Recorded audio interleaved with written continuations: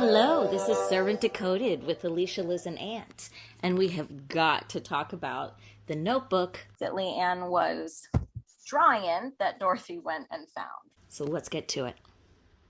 Lots of clues there probably, and of course then that discussion of, is there a point maybe in that notebook where it goes from, this is what I was thinking, where it goes from, oh my gosh, what's happening? I have this randomness that's coming through me and then happening in the world versus, oh, if I can control that and create it, then I will draw it and make it happen. Like, is that a potential evolution of the notebook or is it something else?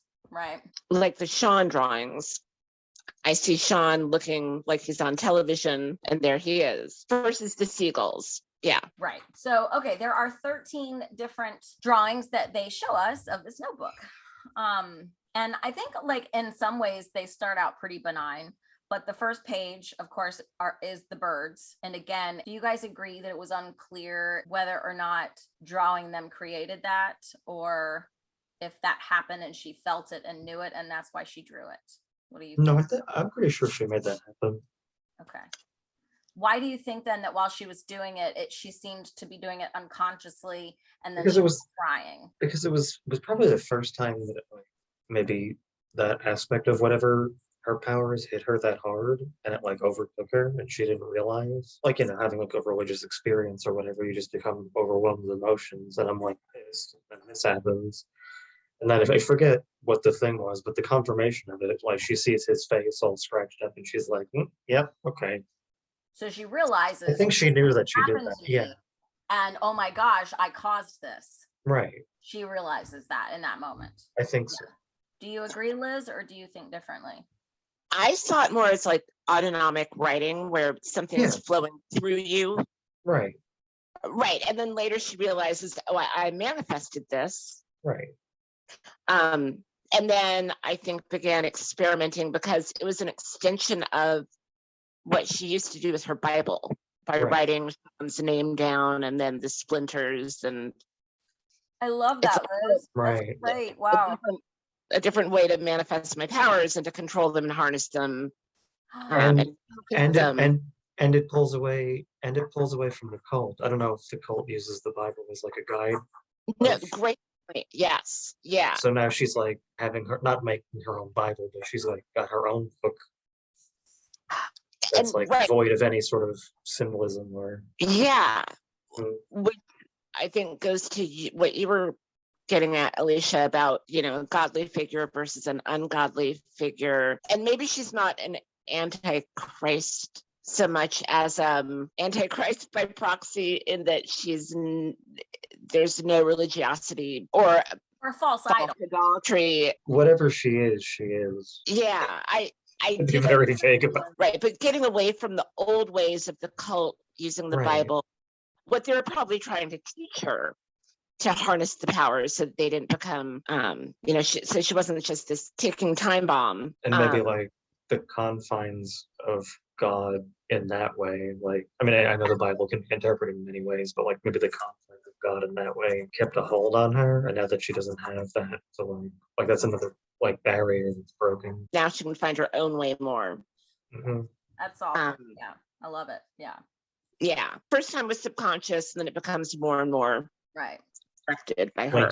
The second page or second drawing that we see is baby Jericho in different positions, her practicing how to, draw certain things. Yeah, lips, hands, stuff like that. Page 3 was more Jericho faces. And then page 4 looked to be Jericho with Leanne holding him. And then we also saw the rocking horse. Now, page 5 was a plate of octopus tentacles and a fork. But do you remember when Sean offered it to her and she said, oh, I've never had this before? It was octopus? Yeah, I think so. Okay. I felt like it had to have come up at some point and I wasn't remembering. It was like a bonding moment between them. Okay. So maybe that was important to her, or she wanted a better relationship with him. The drawings I saw maybe as protective. Right. He's sleeping. He's peaceful. He's happy. He seems okay. Protected. Right. I'm just, I'm warding over him somehow. You know, interestingly too, right? When like kids draw pictures of their families, that can be very telling. I mean, I could be wrong, but a lot of times won't psychologists or psychiatrists of kids like have them draw pictures of families and stuff. And Mhm. you know, the only adult that Jericho is seen with in that notebook is Leanne, and that's it. Like there's no pictures of Dorothy with Jericho. There's no pictures of Sean with Jericho. He's always by Mhm. himself. That's kind of interesting, don't you think? Mhm. Yeah, maybe not of the Turners. Right. It's interesting to me that like not that Leanne can't use her words, but like the way she expresses herself that like gets things done is like through drawing and then I don't know how yet, but dancing. So it's interesting that like two things that are like nonverbal or like things that like propel her You influence know, or reach. Leanne's always been such a quiet Hmm. child and then quiet adult. It's been commented on. It would make sense that would be more natural to her Hmm. to do it physically, Hmm. draw, dance, versus Right. use her words. Right. I just didn't want to jump And ahead, but yeah. No, that's yeah, yeah. and then when she and Dorothy were doing their dance class, Dorothy's like, extend your arms, feel the power coming out through your fingertips. Hmm. So 6 is Sylvia's severed finger, the blood dripping and the rings, which of course we Dorothy starts to get a little more concerned at that point. 7th one is Julian drinking wine in the backyard. 8 is a young woman that looks like Leanne, but because we see it from the back and it's straight dark hair. She appears to be overlooking the city, I guess. Hmm. 9 is Sean uncovering a dish of some kind. I thought it was cool because it also had multiple Sean heads around it. Yeah, that was cool. I like that. So for me, it evoked anybody who has watched the theory video about Dorothy and also and the DID theory of what's going on. I talked about the drawings and the artwork in their bedroom, and it has all those multiple heads and it's in multiple places throughout their bedroom. Yeah. And that drawing just really brought that back to me again, thinking about like, that's really interesting how these heads are drawn on here next to Sean in the same way that, not in the same way, but in a similar way. Similar. We see him always framed up with those things right behind his head. You could also do it as a television set with multiple cameras. That's a good point. I like that too. Like different angles and like different. Mm-hmm. Usually those shows are multi-cam, I'm pretty sure. Yeah. Yeah. What camera to look into. 10 are the bees, either attacking or dying on the table. We see some puzzle pieces. I suggested perhaps it was like an interpretation of the tattoo on Sean's arm, but I was forgetting that they were dying on the table too. So right. And then 11 is that dark figure surrounded by smoke. We'll come back to that in a second. 12 is the sort of caricature drawing of Dorothy as Marilyn Monroe. And my personal favorite, 13, which is Dorothy and the squirting tits. That was so. Is there anything that you guys want to go back, kind of point out about these drawings, or what are your thoughts on the notebook and the order of all of those and how all of that occurred? I liked the Julian drinking wine of him relaxing, not with hard drugs, but all season Leanne's been saying you don't need to change, to try to be something that you're not.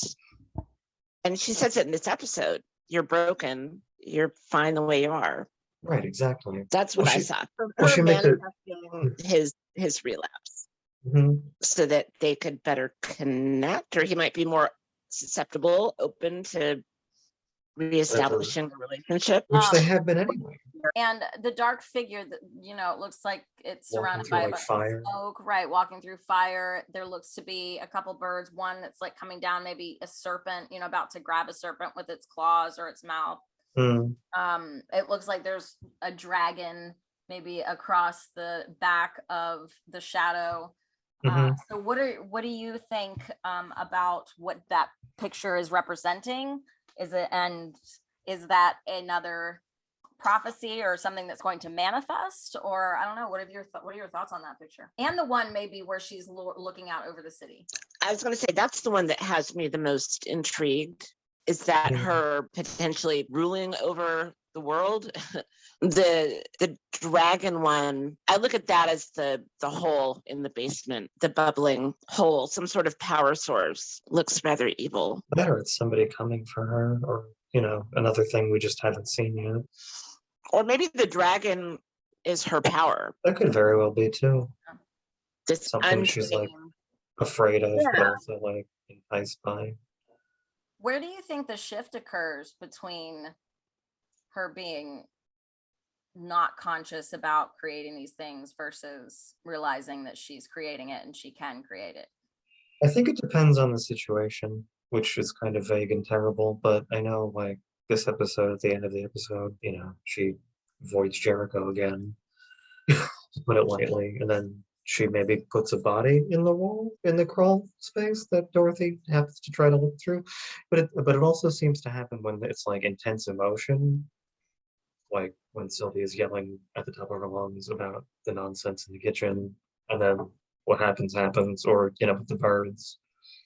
Like in those moments, it seems uncontrolled, but then it seems like she can also take in like situations and be like, well, she's very selective with them. Right. The lactating shows that she created that, she caused that to happen. It's later on. Yeah. Or, maybe she's creating these events, but the drawings are more, look what I did. It could still be like a journal, even if it is, after the fact, it's like, yeah, exactly. I caused this to happen and that to happen. And yeah, I think that's what I think. Crazy notebook. All right. Well, that's all for this one. Thank you guys for listening. We love talking about the show. If you have any of your own theories, comments, questions about this notebook or anything else, please leave them in the comment section below. If you're not already subscribing and you're enjoying what you're hearing and watching, please subscribe, hit the bell so that you'll get notified anytime we drop new videos about Servant. And again, thank you, and we'll see you again soon.